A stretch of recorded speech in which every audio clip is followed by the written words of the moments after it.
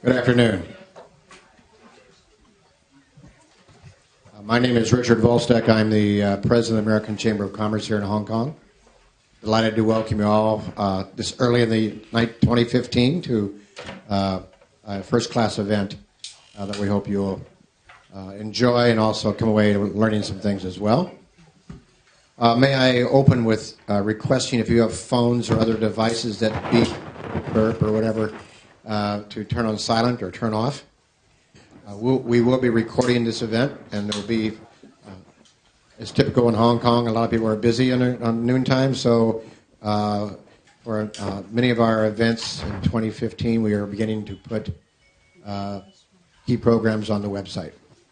So if you have friends that couldn't be here, colleagues that couldn't be here, please ask them to let them know that a few days it will be available online. Just another service of the American Chamber of Commerce in Hong Kong. Before I introduce our speaker today, let me put the presentation today in a little bit of context from the Chamber's point of view. We have had for many, many years an educational agenda in Hong Kong that, frankly, in retrospect, was a bit narrow but very important. We had many executives moving to Hong Kong who wanted to put their children into international schools, and especially on the primary level, there were a shortage of spaces. So we've been advocating for increased school spaces and increased schools, K-12, for a number of years. But also about 3 years ago, we realized that that's kind of an elitist, narrow agenda for a place where businesses are trying to hire smart local people and not just bring them in from outside. And so we've expanded our educational agenda and advocacy activity by forming an educational strategic group, about a dozen or so senior executives, mainly with educational but also business background, to look at our agenda. And now we are doing quite a bit, and we'll do even more this year. We are looking at K-12 education, again, not just for international schools, but also local schools, encouraging more science and technology, English and Mandarin expertise. We've seen since 1997 a decline in English standards in Hong Kong because of the switch to Cantonese instruction, which makes it difficult for some people to get a job with multinationals if they don't handle English well. We're looking at special education needs education across the board for immigrants as well and expats as well as locals, because there's a shortage of trained people and institutions to handle kids that have special needs. We're also looking at the university development of business schools in particular. We have many business schools, Georgetown being one of them, looking at China, the China market and the Asia market generally, for a place to bring world-class American business education and standards and content to a broader audience, including Asia. And that's where actually we encourage a lot of that. We meet with many of the business schools coming through, and we're delighted to have Dean David Thomas here today from Georgetown's University's McDonough School of Business. So this what fits in with this is a continuing series. We hope to keep drawing upon real educational expertise for the people passing through as well as locally. I know many of you have read, you're here because you've read the announcement, but let me just summarize a few things about our speaker today before I turn it over to him. Dean David Thomas joined Georgetown's McDonough School of Business as Dean in August 2011. Partnering with the Washington, D.C. community, he is a member of the Federal City Council and has served as co-chair of the District of Columbia Mayor's Economic Development Strategy Initiative. This link between education and public policy and, I might say, interaction with the community sorts of things is something we encourage and try to do ourselves. So it's very good to read this.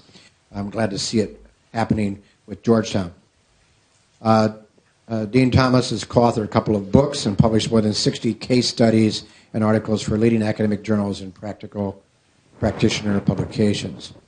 He came to Georgetown following a 2-decade career at Harvard Business School, where he was a professor of business administration and directed the school's organizational behavior unit. He also served as a senior associate dean and director of faculty recruitment at Harvard, and led its business school's required first-year MBA course, Leadership and Organizational Behavior, among other assignments at the university.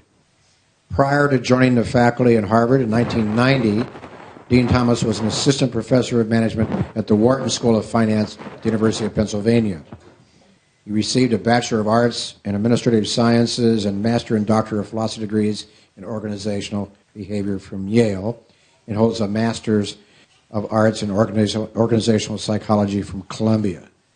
So, I look at this list, Dean Thomas. I mean, Georgetown, fine. Harvard, fine. Wharton School, Yale, Columbia. I'm like, where's the West Coast? Maybe a postdoc at Berkeley? I don't know. But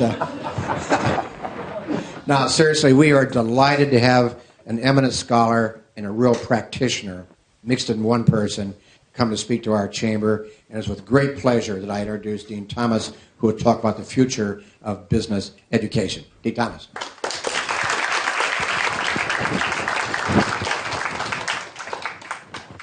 Thank you, Richard. That was a great introduction. Let me start by thanking all of you for coming out and spending some time with myself and my colleagues here. First, let me give you the big picture for why I'm in Hong Kong. I've now been dean at the McDonough School of Business for 4 years. And one of the things that we've become quite focused on there is deepening the global content, global reach, global activity of our business school. And in that effort, we've developed something that we're referring to as a 12-city strategy.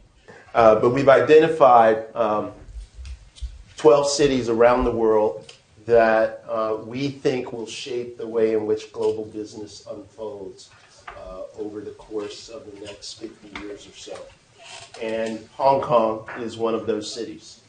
I just left another city that's part of that suite of 12, Seoul, on my way here. And there are 2 other cities in Asia, Singapore and Shanghai, that are part of that group. And so as we embarked on this strategy, we also then said, well, we have to have a dean who's actually global. So we created something called the Business Has No Borders Tour, and that's the tour that I'm on, with a few purposes. One is to engage our major stakeholders who are alumni of Georgetown and also parents of Georgetown students. And then secondly, to connect to our stakeholders who are in business, as well as other organizations that are interested in creating global leaders. And as part of this, I'm also on a learning tour. So let me tell you what I want to try to do here. It sounds a little off. We're okay. We're okay? Yeah. Okay. What I want to do here in the next few minutes is 3 things. Share a set of observations about business education and its future, in particular taking up the question, what is the future of business education? I want to give you a sense of what we're doing at the McDonough School of Business to respond to that context as we see it. And finally, I want to engage you in dialogue generated by a question and answer period. And part of the purpose of that is to make sure that I learn the kinds of things that are on your minds. So that will be your gift to me to engage me with the kinds of questions that you think business schools and business school deans should be considering to hear our answers. So let me start with a set of observations about the future of business education. And the bottom line is, I think the future of business education is bright if we can get it right. which means if we can align with the current realities of business and society. And one reason that I was drawn to Georgetown is that I think it has all the seeds, if you will, to align with those realities. And part of understanding that reality is to, look at what the pundits say about how the world is evolving. And you have people like Tom Friedman who talks about the world is flat. Others who have characterized the last century, the 20th century, as the American century, and the 21st century as the global century. That's not so much a prediction about American decline as it is a recognition of the reality that what were once called emerging and developing nations have now become undeniably influential players in the shaping of the global economy. So we can't think simply through the lens of American business education or the American economy, right? We have to think globally. And what that requires is that we develop a global orientation toward business education. And to do that, we have to recognize some of the things that are shaping that global reality. The first is obvious, my guess is, to all of you who are in this room, and that is that markets are being globalized. Markets are globalized. And it's being enabled very quickly by technology and logistics, a reality that means that a one-person company can be global in its reach and touch. No longer can we think about globalization or global business in the context of what we used to think of as large multinational corporations. We also have to understand that there is a reality to the flatness of the world that Tom Friedman talks about, especially when we think about it from the standpoint that almost any transaction can be facilitated anywhere in the globe. You don't have to be in big financial centers to operate or trade on global markets. The structure of business transactions is also becoming much more homogeneous, meaning we can essentially do the same things the same way everywhere in the world. Credit card transactions. There are certain things that we can now do anywhere in the world, and they look exactly the same. We also have the reality that this global marketplace increases the contact between people of different cultures, and often different cultures that exist within the same organization. In fact, I've been fond of saying for these last 15 years or so that the most diverse places on the planet are workplaces. It's more diverse than where most people live, certainly more diverse than where most people worship, and even more diverse than where most people shop. And that requires us to develop an education that prepares young business leaders to meet that reality, because in fact, we are shaping the relationships that people export out into the environments where they live and do any number of other transactions in the way that we bring people together in workplaces and around work. And there's an opportunity in that global reality. As well, globalization is no longer just a matter for the C-suite.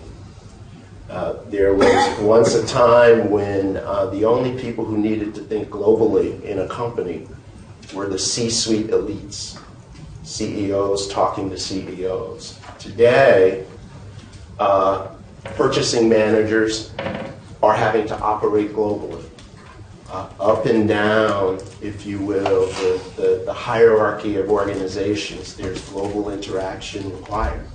that's facilitating or undermining the relationships between people who are different. And one of the things that this requires is that we have an understanding about cultural differences and how to build effective relationships across those differences. And it requires us to understand that while Tom Friedman may be right most of the time, that most of the time the world is flat, it is the managers and executives who are able to see the hills and the valleys that still exist because regional cultures still matter, local cultures matter, language matters. And understanding the ways in which we have to not assume that all of the world is flat in order to create the kinds of interactions and products that are actually needed in the world. And those will be the leaders, in my view, who will head the companies that win and make a difference in the 21st century. And the last thing I think that's part of this global reality that we have to understand is that market-based solutions will be important to address the world's most pressing challenges and opportunities. And that means that business education becomes even more relevant, not less relevant to the world. We can think about the last century as one in which in many ways we relied upon governments to solve those big problems. And if not governments, large NGO-type organizations like the World Bank or the United Nations or the International Monetary Fund. And increasingly, I think it's clear that the solutions to the world's biggest problems require people who can work at the intersection of business, public policy, regulation, and that those are the things that global business education has to address. So now let's look at global business schools. It's a booming business. There are over 12,000 schools in the world that provide a business degree of some sort. 1,000 of those are actually accredited. A tremendous number of them are actually located here in Asia. Then the question becomes, how many are actually prepared to meet this reality that calls for global business education? And my observation is that few of us are. That few have truly begun to align their missions and their curriculums and their activities to meet this reality. So I want to talk a little bit about what we're attempting to do to address this reality at the McDonough School of Business. And we started a few years ago by looking at this reality and then asking and looking at who we are and defining two things. One, our aspiration to be the destination for global business education in the world. And two, to define our mission, which is to educate and develop principal leaders with a global mindset to be in service to business and society. And we think a fundamental element that is needed in the global business environment that we are inheriting is this orientation towards service. So how do we approach this? And in my view, what is required in global business education? How do you know it when you see it? Because there's not a school on the planet today that will say we're not providing it. Well, I think that there are four major ingredients. And for us, they form a kind of prism through which we look at everything we do. The first element of it has to do with educational content. What are we teaching? Is it global? Is it comparative? Does it spark those kinds of considerations in the way that students become engaged with it? The second element is exposure, meaning do we create opportunities for our students to get out there and to see it, to truly understand it as an experience? Third element is what I refer to as encounter. And that's where it's not simply enough to have our students see it. There's, what I kind of call the tourist approach. Right? Students can go and say, and I remember when I was a student in high school, there were these different educational programs. This is back in the early 60s. And we would go abroad. And the entire time we were abroad, we'd travel around the country. We'd look at things. And we'd get exposure. But we'd never actually encounter. Because we were a bunch of American kids on a bus, talking about what we were seeing the ways in which it might be different. But we never got the opportunity to actually encounter it in a way that we created relationships, personal relationships with the people in those cultures, with the people who were different from us. And to the extent we might have, we didn't have the opportunity to create high-quality dialogue to understand how and when those differences between us and them might actually matter.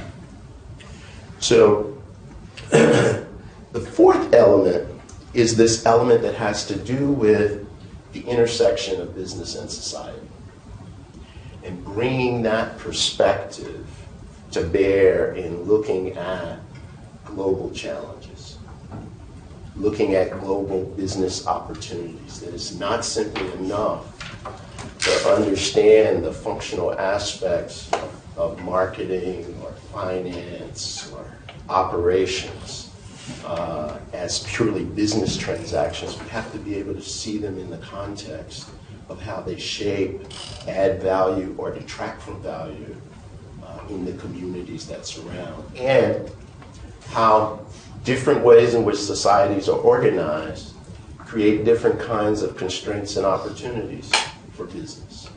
Differences in property rights, differences in the assumptions about how market-based businesses will regulate themselves.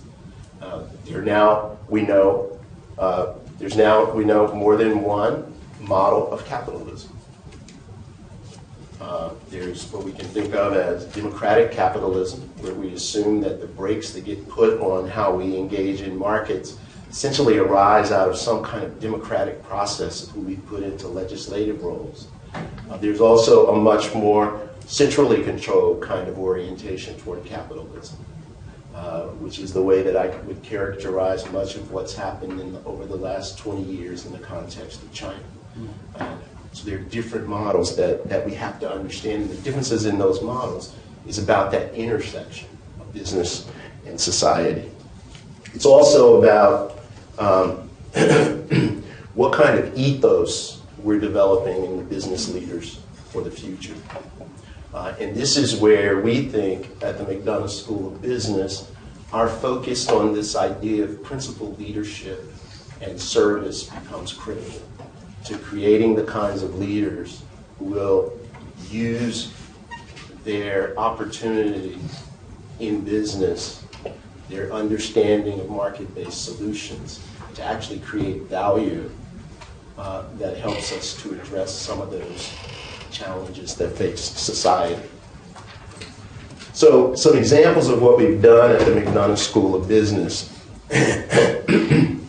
that speak to this is we've revamped our MBA curriculum.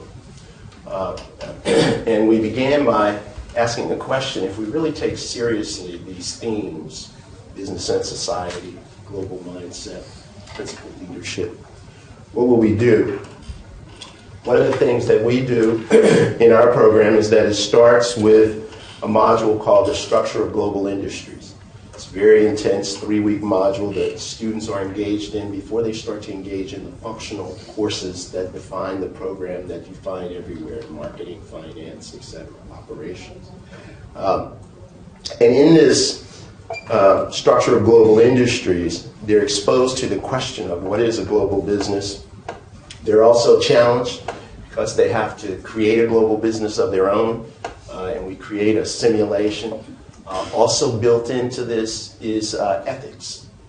And we introduce 2 kinds of shocks as they go through their simulation. One is economic shocks. The other is ethical shocks. So you can imagine a few years ago when we first launched the program, the big issue was, would the U.S. go off the fiscal cliff? Another issue had to do with the manipulation of currencies. And so they would go to their inbox, and one day they get a note that the U.S. has gone off the fiscal cliff. What does that mean for the assumptions they had made about the product they would make, where they would sell it, where they would make it, etc.? We also introduce ethical shocks. So imagine they've created a business that's a retail-oriented business. They had to decide where to make it, where to sell it. They decided to make it in what they thought were low-cost labor environments. They come to their inbox, and there's an ethical shock. You are manufacturing your product in a place where there is extensive exploitation of child labor. How does that impact how you move your business forward? We've also, in this effort, begun to look at our undergraduate program and made a strong commitment to deepen the global content and exposure of our students. This year, we'll launch a joint program with our School of Foreign Service that we think has the seeds to represent how business education will need to evolve in the future. That it will be and that's really about creating a program that sits at this intersection of business and society in an even deeper way than anything that we've done to this point. We're also on track to gain the resources to have as a required component of our undergraduate business program a global experience that we think is critical. Around the question of exposure, all students in our graduate program are required to do something called the Global Business Experience. This is where students are assigned a consulting project, they work in teams, they have to go outside of the U.S. To deliver their product to their client and engage with their client and really understand in a deeper way what some of the dynamics are that surround business in a different context. We bring them back together and create something called clusters of knowledge, where students who've studied the same industries but in different countries come together and really try to dig deep and understand what is it that's truly sort of globally transferable about, say, the auto industry.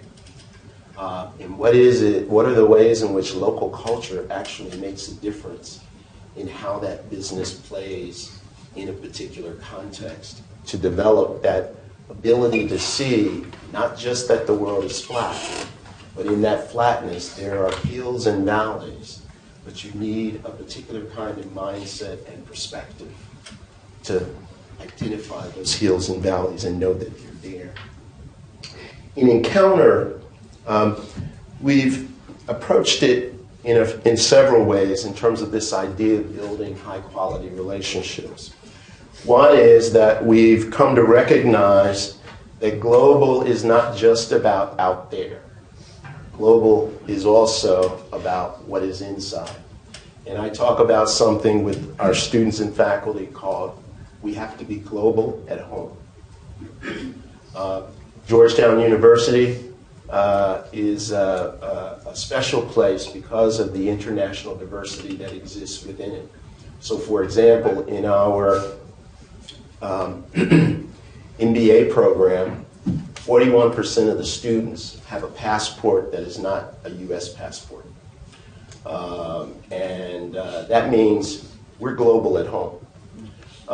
We run a program called the Global Executive MBA that has no nationality that is a majority group. When the students come together, and they come together on 3 different continents, 5 different cities over the course of 18 months. But right there in that classroom, they are global at home. We are focused on shaping that experience so that they learn how to create the kind of dialogue, engagement, respect across differences that allows them to explore those things that may be in the margins, because for the most part, the world is flat. For the most part, a financial transaction is a financial transaction. There's often something in the margins that has to do with the ways in which culture will matter in the execution of that transaction that will determine how much value it can create and will determine the success of the subsequent interactions around those transactions. And likewise, our global business experience, where we do take people out to give them exposure, is also designed in ways to enhance the quality of encounter that students have as they engage the individuals, the people who live in those other cultures that they are engaging with. And in all of the different aspects of our program, we continually look for ways in which we can have our students understand the idea and reality of being in service to business and society through their activities as business leaders. A great example of this is we have a group in our executive management and leadership program. Our executive management and leadership program has gone to South Africa every year for for almost a decade now, and they've created a project where they were consistently working with villages around the challenges that have to do with clean water. And how do you create a solution around clean water that creates value for a community and that's also connected to opportunities for entrepreneurship. Finally, let me just say a bit about the approach that I think business schools need to take that's represented in the choice that we've made. And that is not to simply see ourselves as an exporter of our way of doing business, but to also find high-quality partners that allow us as an educational institution, as well as our students, to understand better how other parts of the world think about the same challenges, the same issues that we engage. And we've done that through developing partnerships with what we think of as high-quality partners. ASADE, which is a university in Spain, has been a partner of ours now for several years in developing our Global Executive MBA program. We're also, this year, launching a partnership with City University of Hong Kong, where we will be sending a number of undergraduate students who will be here for roughly 6 weeks in an immersion that will also give them a number of opportunities to engage with business leaders here, as well as to engage with students here to gain their perspective. And my colleague Paul Almeida, who's our Senior Associate Dean for Executive Education, who's here today, will be going with me tomorrow morning to Xiamen University in China, where we've been engaged in faculty exchanges for quite some time and are now in the throes, if you will, of developing and launching an executive MBA program. And there are other schools and universities that we have partnered with, and we continue to look for partners. And we truly mean partners, not simply gateways to students, but partnerships that allow us to learn and expand our knowledge. Now, I've spent a good deal of time talking about degree programs, but I also think there's another place where truly global business education matters, And that's in the executive education work that companies do to prepare their executives for the realities of global business. Because I think my observation is that while business has become global, many of our companies, our workforces have not, in particular in mindset. And in today's environment, because that global perspective is needed deeper in the organization than simply at the C-suite, it creates the challenge and the opportunity to develop the human capital in our organizations to better understand the global realities in which business operates and in which their decisions matter, as well as to understand that intersection of business and society. And that's an area where our activity has been growing. So a great example of this for us has been work we've done with one of the world's largest mining companies that recognized that they had a pipeline of talent that over the course of the next decade will move into important positions as country managers. And essentially what they are until that moment is geological engineers, and suddenly they're running a country operation where they have to understand that intersection of business and society. They're also likely to take those roles in multiple different countries over the course of their careers. And they realized that they needed to prepare those people before they got there. And one question I think that all of our companies need to be asking is, how prepared is our workforce for the global reality that we are operating in, that will only become more and more real and intense, and ultimately will be where the opportunities are to operate and to win in the marketplace. One will have to be global. So let me just end with a bit of an analogy. There are 12,000 business schools. One way to think about this world that we sit in is it's like a crowded high school dance. It's like a crowded high school dance. You've got a bunch of teenagers on steroids. That's what the business schools are. We're all looking for students. We're looking for opportunities. We're looking for partners. And if you're one of those people who's being asked to partner, you have to be careful, because we'll all tell you that we're doing the same dance that you're doing. Only for you to find out that we were doing a waltz and you wanted to do the samba. And what that means, is, or put another way, is that I think it's very important for the business community, as well as even those of you who are parents who might be sending a young person off somewhere to get a business education, to think about, what is the dance? What is the dance that I want to do around preparing either my workforce, myself, or even the most precious thing in my life, my kids, to operate in this global world? And then to look at those institutions, not simply by reputation, but to think about the educational content, the opportunities for exposure, how explicitly do those schools build in the opportunity for high-quality encounter, so that it's not simply global tourism, global business tourism, but actually learning how to build those high-quality relationships. And finally, what is the emphasis on operating at the intersection of business and society, with the idea that leaders in business have an obligation to serve both business and society?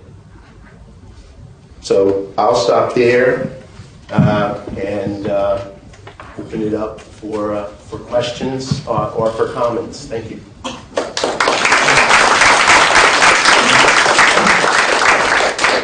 First rate. All right, let's have some questions. Please wait for the microphone, because we are recording this. Thank you. Thank you. Your speech is full of noble ideas and noble intentions. And one area I'm curious about is while we're preparing young men and women to become global principled leaders, who's teaching the professors? How do you source the faculty that is going to not only embrace this type of thinking, but actually are almost expert-like in being able to train and educate our young people? It's a great question. I think we have a particular advantage around this at Georgetown, in part because we are a Jesuit university, so we have a heritage that has a normative set of values that start with the idea of service. If you walked around Georgetown, you'd hear this phrase, men and women for others. It also has an ethos that comes from the evolution of the Jesuit tradition about going out into the world and meeting it where it is, and then understanding how one contributes to make a positive difference. Which is also why the Jesuit universities constitute the largest, the most global network of universities in the world because of that tradition. That allows us then to set before our faculty not a debate about is service important, but the question is how will we manifest it as a business school? I think the other another approach that I take as dean, and I try to interview every candidate who comes through for a job, is I try to understand what's motivating their work. And one of the things that often comes through is that some individuals' work is simply motivated by trying to find the next incremental advance on the last study. But other people's work, even though it may look like that person's work who's seeking that incremental advance, when I get in conversations with them, it turns out they're motivated by a problem that they saw in the world. So their work is simply a window onto the world, and as they evolve or develop as scholars, if we create the opportunities for them to take on these big, important questions, that's the direction that they'll move in which case the kind of thing that I'm talking about as an educational practice becomes much easier for a faculty member to accept and see the value in. And rather than it being a diversion from becoming a famous scholar, it's actually part of what they think makes them better as a scholar, better as an educator, better as a teacher. But it has to be a deliberate process. And I think the other piece of it is we have to talk about it all the time. And that's what we've attempted to do, and why I think we've gotten the kind of engagement that we have from our faculty in doing that, and why I think it differentiates us in the experience that people have when they come through at both the graduate and undergraduate levels. And we even hear it from our recruiters, of our students, that they see that there's something about the way that process of formation has influenced our students that just makes them in some ways just as aggressive, just as ambitious, but a bit more humble, a bit more likely to ask the service question, to engage those opportunities. And likewise, if you look at the portfolio of our faculty, I think what you would find is we have a disproportionate percentage of our faculty whose work is at that intersection of business and society, who are looking at the policy implications of their work as well as the economic business implications of their work. Thank you. Peter Liu here. I'm the chair of the Human Capital Committee of AmCham. Professionally, I'm a headhunter specializing in the higher education sector. Now, to build on that question, I'll share an interesting phenomenon, and maybe you can share some of your experience with us. When we talk about global, the 4 steps you mentioned, one of the things is global faculty, that you asked about.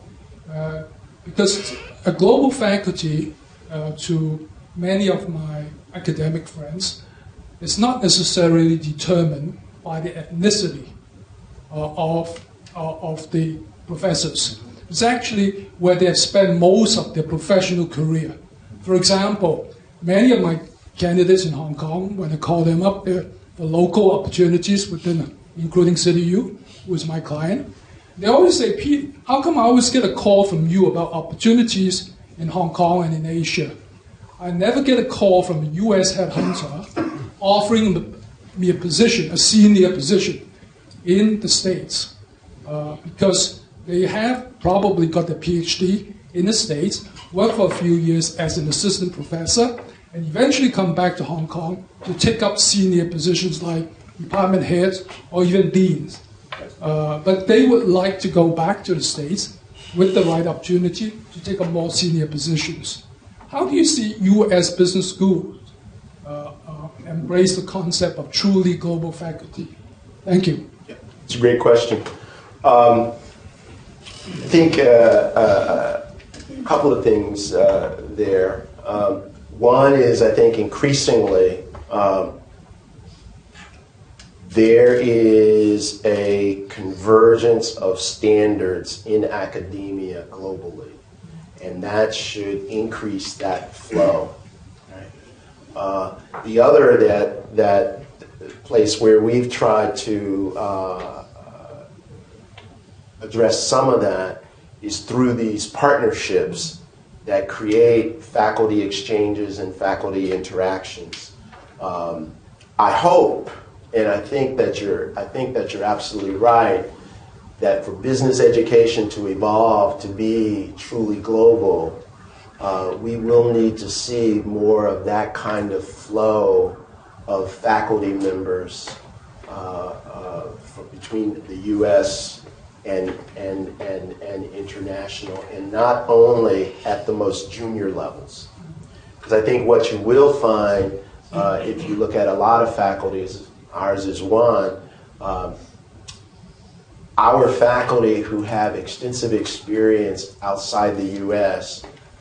often have it by virtue of having grown up outside the U.S. and then come to the U.S. to complete their PhDs, but their interests are framed in a way that they're asking, they've been asking questions almost from the onset of their doctoral education that makes them relevant to where they came from, as well as relevant to the disciplinary concerns that they're being educated in. And now the question becomes, how do we increase that? I think another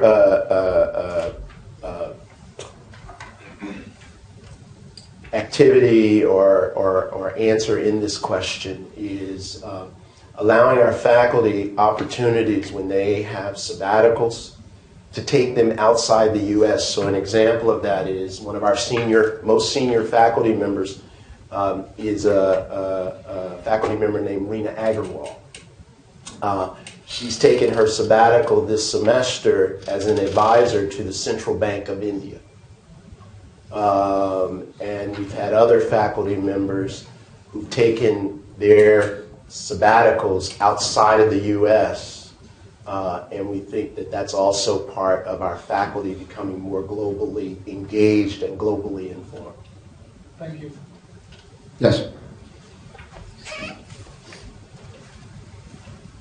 Thank you. My name is Grace Liang. I'm from the HKUST Business School.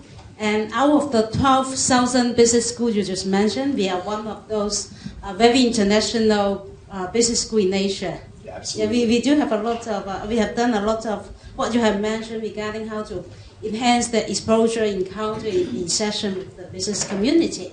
And my observation and my question is regarding actually, now we did see a trend that a lot of Asian students would love to go global, go to US or rural or other Asian countries to do the business education, and not just for education but also for work.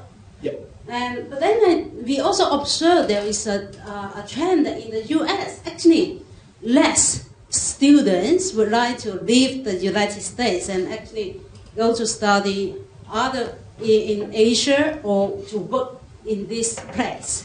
So in your business school, do you, and of course we value the trend that people are really thinking globally, behaving globally. But how about in reality to go globally? So do we have any motivation to really motivate students to have this kind of experience? So I think that there are within school variations, among school variations. So I think that Georgetown may be an outlier in this because one of the things that we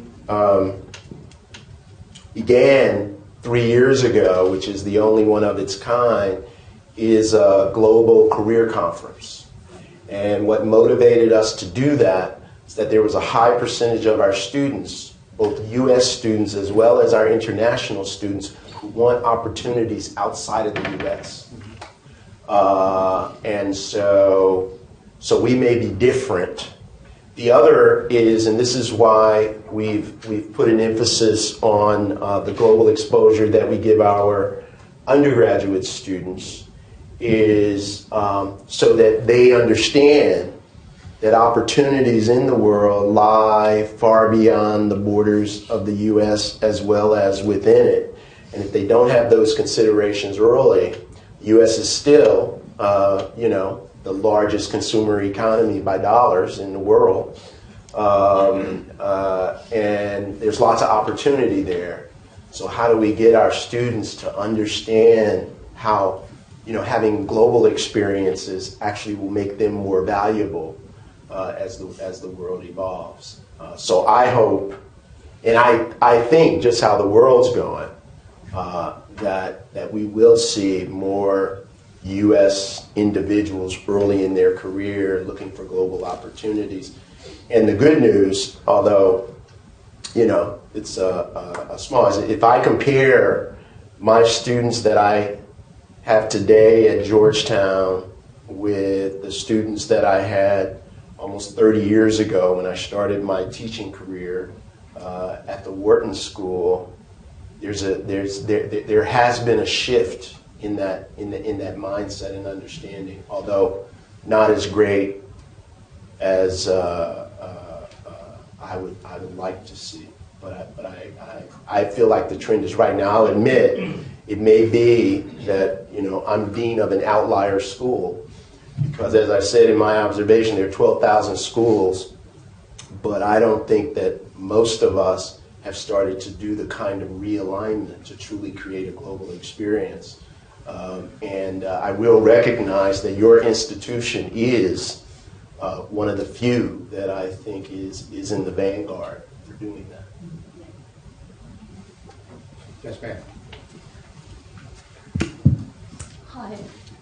My name is Susan Collins, and I'm a GU undergrad and a lawyer professionally.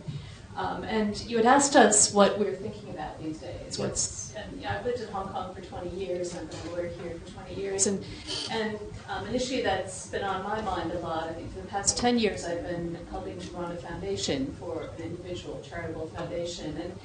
And what I've seen changing in this industry is the need for NGOs to become much more professional.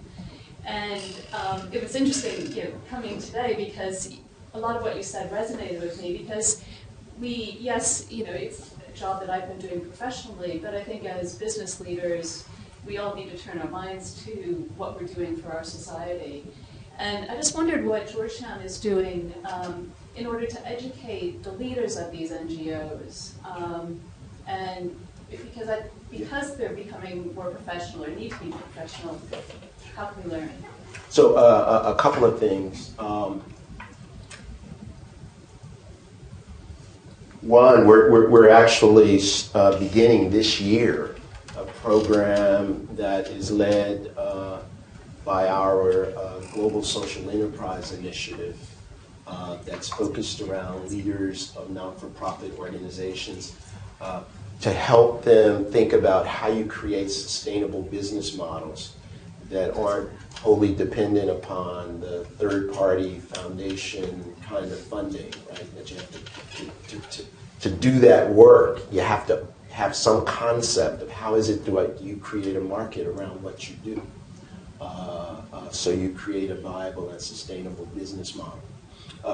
We also, in looking at students that we admit to our program, our primary criteria is this an individual who can use what we give them to provide leadership in the future in whatever they do. So we actually have a significant portion of our students who actually go off and do something that wouldn't, at least in the narrow definition, be coded as going to work for a business, as in a traditional not-for-profit business.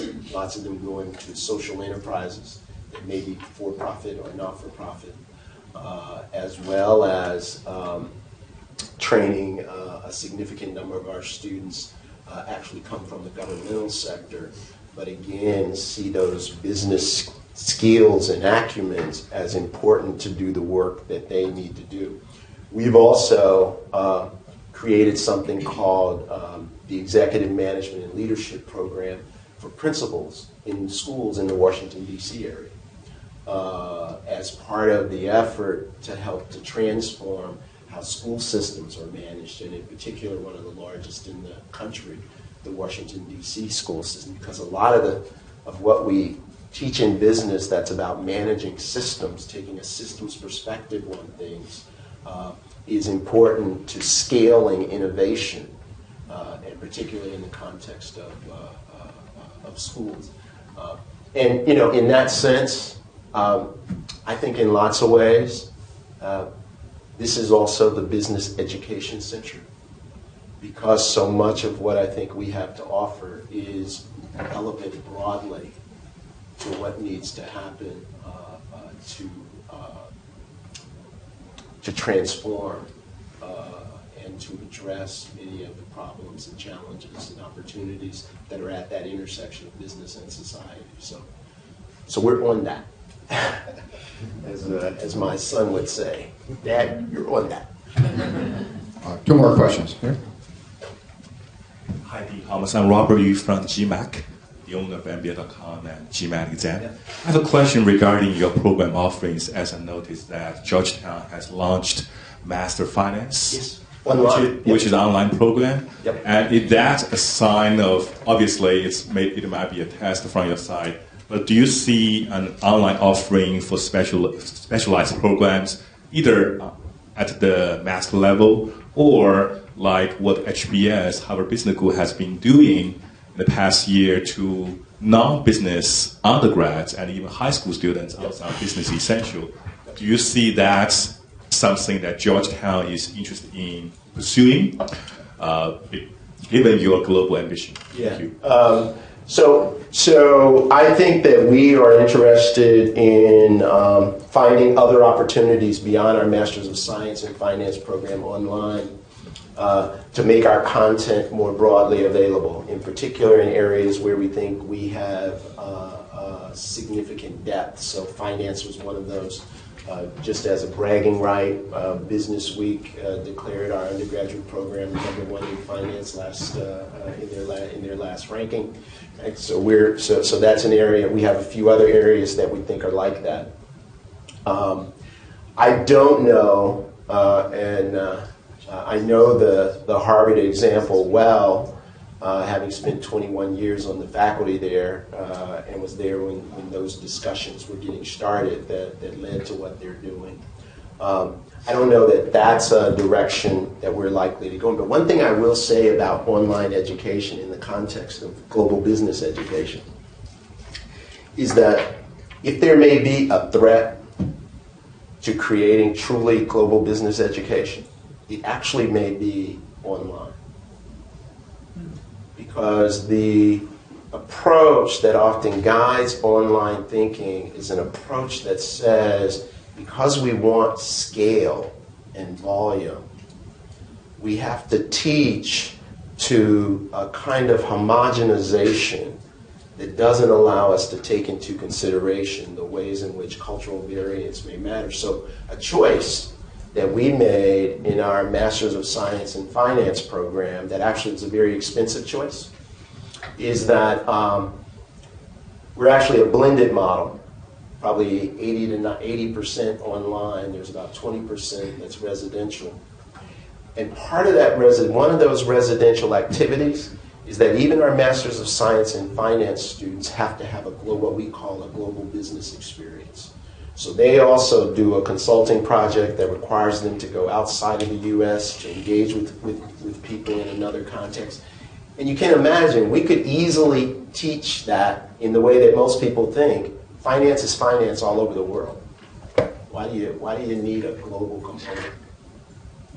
Right? But we think that's important to shaping the way they will engage their roles as finance executives. And one of the things that I think we've got to engage around, what does global business education mean in this technologically enabled context?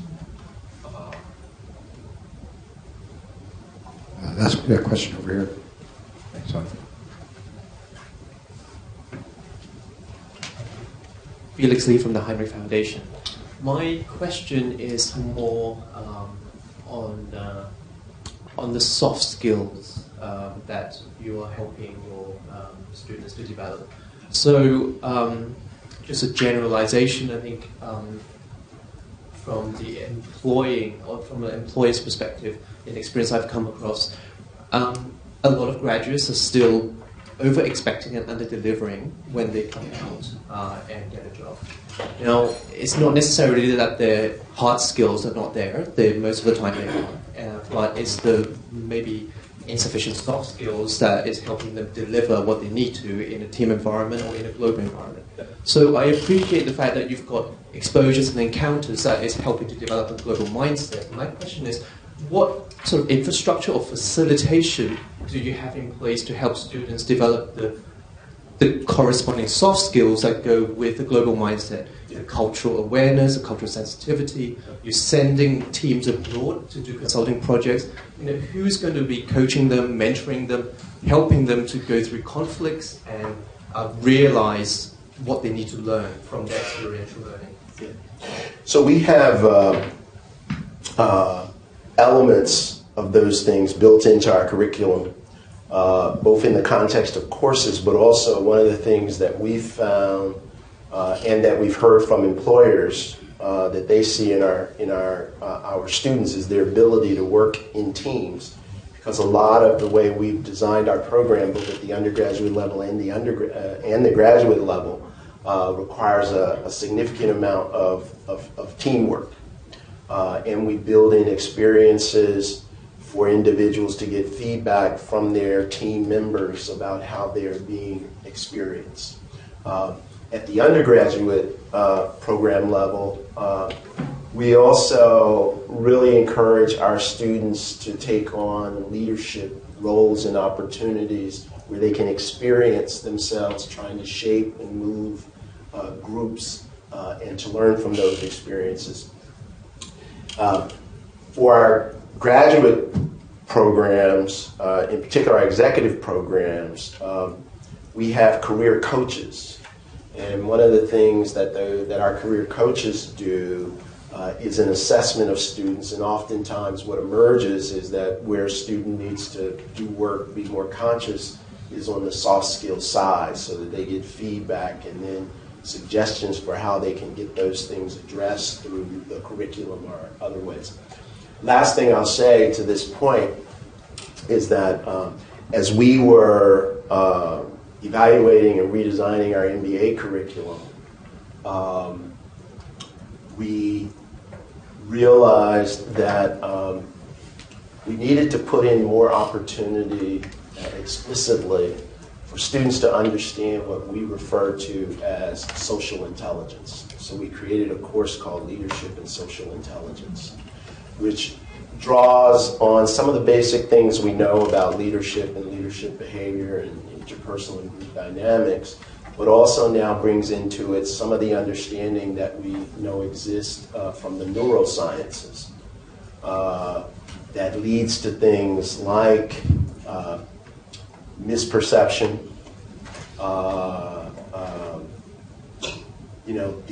the inability to see through another person's perspective, right? So we're trying to build that understanding of social intelligence as an important part of what's required to be an effective leader.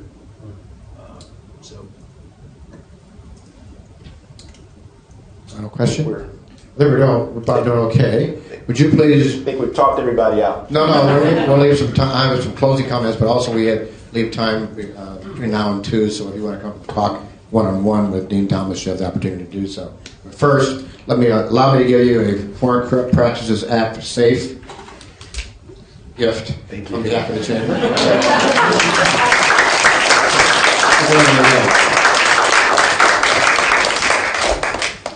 Again, I want to thank Dean Thomas for fitting in perfectly in the kinds of things the Chamber is trying to do. I do think it's incumbent upon the Chamber to say a couple of things in comment to your opening question about what are we seeing on the ground from business in a place like Hong Kong, where most of our members have really regional and global responsibility, not just country management sorts of activities. One thing we're seeing is that cross-border finance, as you mentioned, is in fact a rapidly evolving field in many respects, including e-commerce and e-payments, Bitcoin, other kinds of currencies, other ways of dealing with things. It has become much more complicated in a very rapid, short time. So that the challenges of getting the financial dimension correct and staying ahead of the curve is increasingly challenging for existing executives, let alone people coming out of their business schools. Related to that is what I hear on a regular basis from senior managers is that no one has enough accounting. Everybody hates it, but it's be able to read spreadsheets across cultures, and of course it's a constructive exercise reading multiple spreadsheets from family businesses in Asia, so that is also a kind of intellectual awareness, but also a skill set that is needs to be better trained. Another area that is extraordinary is supply chain management. Supply chain issues across the board. Again, a lot of American students are used to the American market, dealing in multiple currencies, not just multiple currencies, but multiple cultural environments in which the attitudes towards labor, towards even labor law or strikes or what constitutes a fair minimum wage, these are quite a bit of variance. And so at that level of labor, there's a major issue in supply chain, but it's much more than that. We see that in the whole umbrella of sustainability, a factory that's doing things for a brand, any place in the world, has to look at labor issues, looks at structural engineering and safety, look at water use and recycling, at green power source, at community involvement in one form or another. All these are part of a package. There's a Higg index, H-I-G-G, Higg index, that is being developed that brings the sustainable component parts for factory certification together. But what it really does is show the increasing complexity of integration of different fields, whether it be finance, labor, CSR, engineering, what have you, into one component evaluation process. That is new and it's complex, but it's absolutely necessary and it's the future. A third thing that also came up today is that we have run for 2 years, packed rooms, talking about social media and the impact on B2B, B2C, you name it, business. And again, the social media impact on every aspect, whether it's internal communication in the company or external with customers or other business partners, is just an exploding field. It's hard to stay ahead of it. And so smart businesses hire people in their early 20s, as we have done, to teach from the bottom up on how to handle some of these things and try to stay ahead of it. What's interesting about that is that the global mindset is now facilitated by international connectivity through social media, and so it's a resource that especially international students from K-12 in Asia or anywhere, as well as adults. Now it's commonplace to be on Facebook, say, with people from 12 countries in the course of a day or two. Certainly my kids are that way. And so it's, but how do you translate that connectivity into developing a qualitatively superior and broad mindset that allows a real sensitive intercultural interactivity? We don't see the Congress being a good model of that, by the way, but we do see educators moving that direction. Leadership was also brought up. Absolutely, we have a lot of leadership things going on in our continuing programs here. But again, the leadership also involves increasingly followership. It's hard to be a good leader if you don't want to be a good follower, and that's what embodied in the team training. And so learning to be part of a component group where in one aspect you're a leader and another aspect you're a follower simultaneously is a really increasingly common thing in global businesses in particular. Very exciting, but also how do you teach it? A final thing that I would say is that your own experience is absolutely relevant in the sense that we see drivers of international trade, international change, a sensitivity about cross-border activities being driven more by cities and states than they are by the federal government. They're just more flexible, they can react faster, so places like Boston or Chicago or Los Angeles or Seattle or whatever have their mayors and some of the governors are much more akamai, much more sharp on what needs to be done to encourage cross-border business, not just with Canada and Mexico, but Asia in particular. So it's a very exciting sort of thing. The other thing we see related to that is, you might say, very, very on campus. It's my opportunity to talk to a lot of business schools for various reasons, not all of them legitimate, but the thing I find is that the first thing is said we've got 41% or 38% or whatever percent of our students are international. And the second thing is that we have team projects that are also cross-national teams. But then you ask the administrators and say, okay, let's walk to the cafeteria. The Chinese are there, the French are there, the Americans are there. They're not interacting socially. So the challenge for a business school, undergraduate and graduate and business school specifically, is how do you facilitate, stimulate social interaction, even when you got them in your hands, of a more comprehensive sort. And that has been a real challenge. One of the solutions that some schools are looking at is when they accept students who have already lived overseas because they are the catalyst. If they're Chinese and they've been in the States or Canada or Auckland or someplace for a year or two, a junior year abroad or something, then you put them in there and they get the Chinese students to help them break the ice with other people. But it's a big challenge because we find a lot of that. We talk with Chinese students going to business school. They should have just stayed in Beijing. They ate together, went to class together, went to the library together, went to the same dormitory or apartment, didn't talk to anybody unless they had to. And so that's not unique, I think, to just the Chinese. So all the things I've talked about, by the way, for those of you who are members of the Chamber, know that we're covering these things on a regular basis, continuing education, as it were, in our events here in the Chamber through our Financial Services Committee, Communications and Marketing, Human Capital, Apparel, Footwear, Supply Chain, and ICT Committee, and so forth. So it's an ongoing thing, not only in events like this, but on member-only invitations, smaller group activities as well. So those are the gray name cards are not getting the full benefit of Chamber activities until you join, right?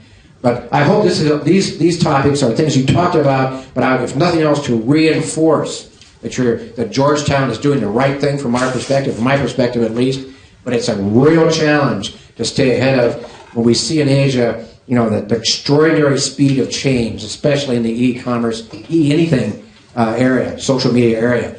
I go back to the States, Midwest, obviously from my accent, and it's like, the trees are bigger, but the global mindset is, if anything, narrower.